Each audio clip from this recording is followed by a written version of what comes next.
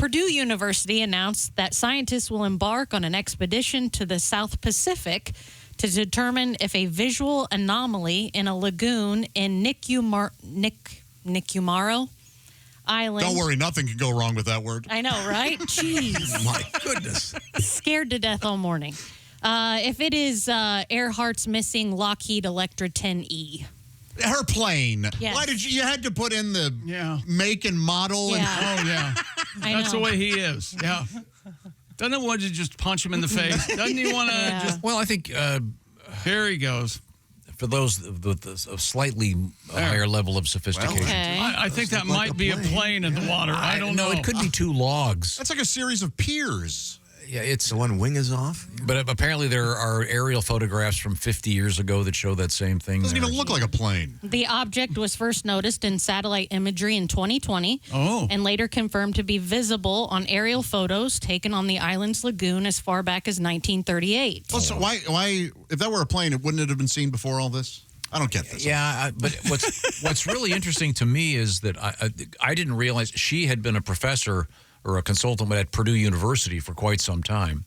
She had, yes. She was a women's career counselor in 1935, 2 years before she crashed. That was only 80-some years ago? A woman's 88 career years ago, counselor in 1935. Yeah, I know, right? Women would walk in, she'd just go, no. That's nothing for you. Go home. I mean that's revolutionary. It's great. But here's what's troubling about this story. Learn to shop for groceries.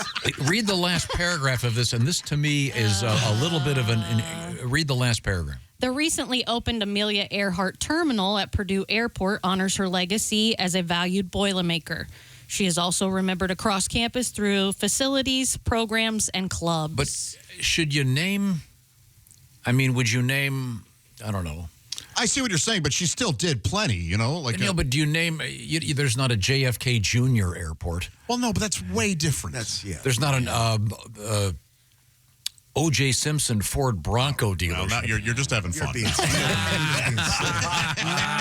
There's not Buddy Holly International Airport. I didn't know. It's funny that she's a career counselor and probably told women to do different things, follow their dreams or whatever, and then this woman gives you all this advice, and then she goes and crashes a plane. What if you're like, I don't have to listen to her anymore?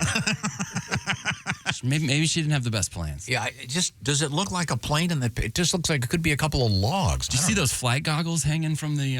Oh, that is kind of... See, I thought it would be in the deep water, and that looks like it's 30 feet offshore. Right. So did it wash up?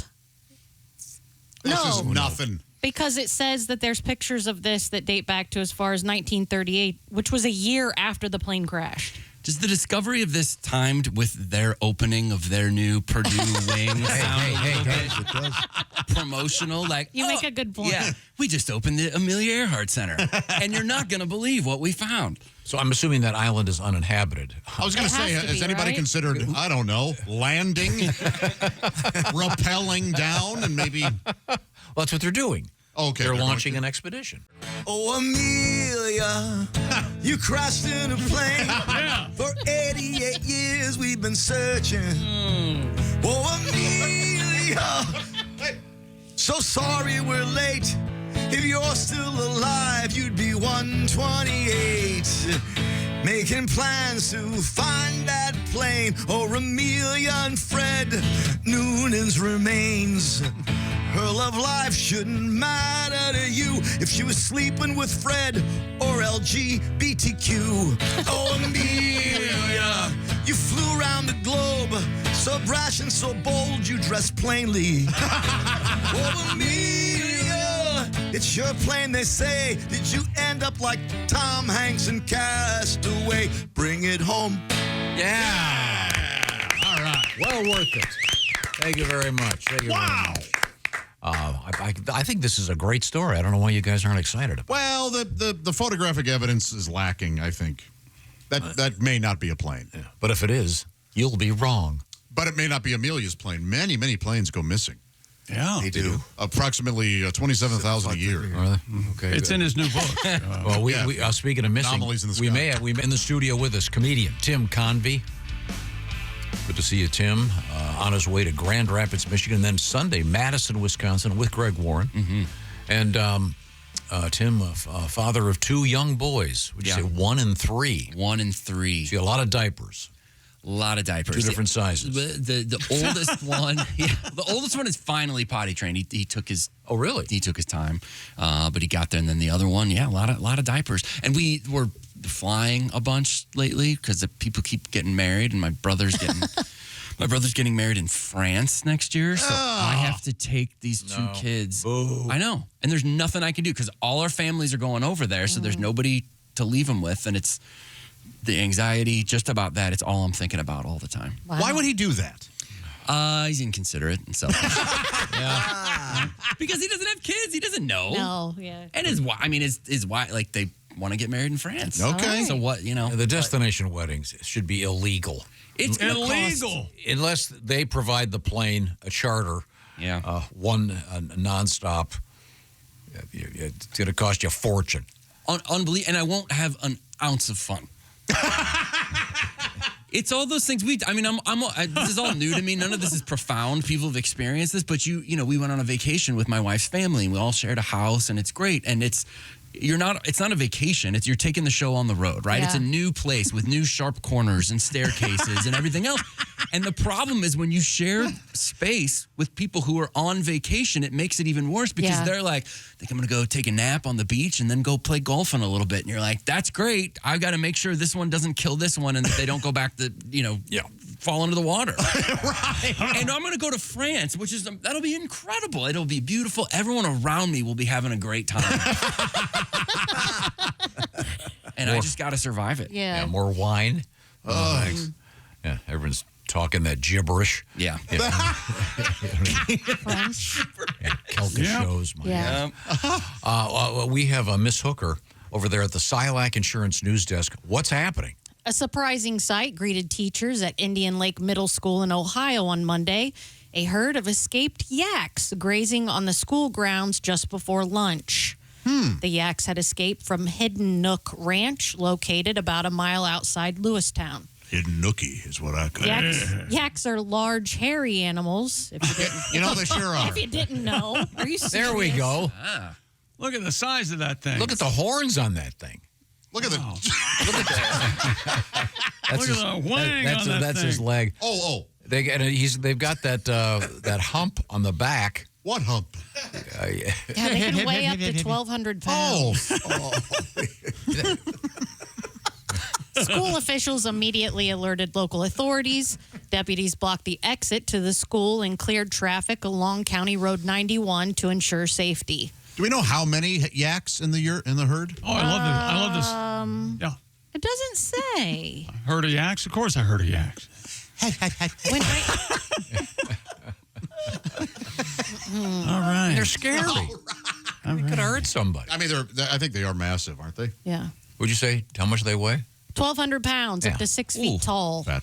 Yes. When ranch owners arrived, they attempted to corral the animals back into the trailer, but the yaks were not cooperative. They didn't want to. Oh, man. They hate that trailer. I don't know what's happened in the trailer, but they hate it.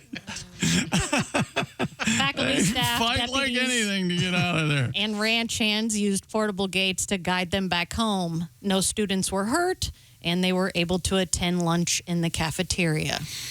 Oh, All right, well, that's good. If it was like my high school cafeteria, there were more yaks after they ate. After they ate Gunther's Goo Goo gravy. Wow. They're huge. They are. They're pretty.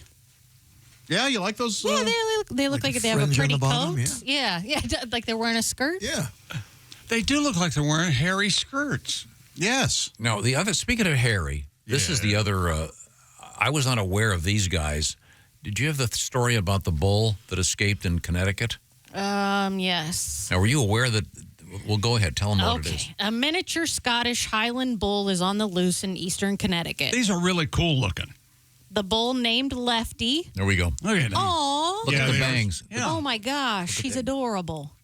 It's like a miniature cow, but it's got this weird haircut. Hair obsessed Tom is Is it the focused on haircut or his is that the hairdo. way his hair grows? Yeah, it's not a haircut. No, they don't get the cows out and cut I mean, their I hair. had a haircut like that when I was 12.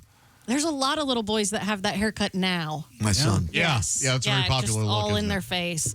The bull named Lefty escaped from the Sullivan Brothers farm in North Franklin and has since been roaming the fields and forests of the surrounding area. Let it. Yeah. What's it do? It's not hurt nobody. No.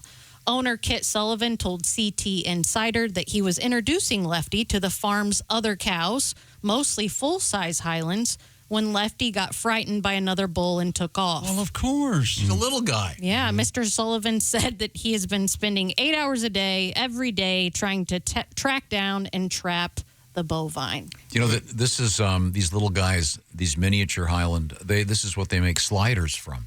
Oh, I always That's wondered. not funny. Yeah, I always wondered there. That's not funny. They have to raise them for their fur, for their coat. That looks really soft and, right? No? Yeah, sure. I don't care. Look at us. Yeah, of course. No, are they not raised for beef? That's what I don't know, yeah. I wouldn't think so. but No. No? small. Are the little female ones, do they use those for those little milk bottles that they have at school? Yes. All right. Miniature cows create miniature things. Well, that one's for chocolate milk. And luggage only the DOP kits. Is that they make. Our guest Tim Convy in a band, Ludo. For those of you who remember, what was the heyday? 2006, 2008. 2008. Okay, Yep. yeah.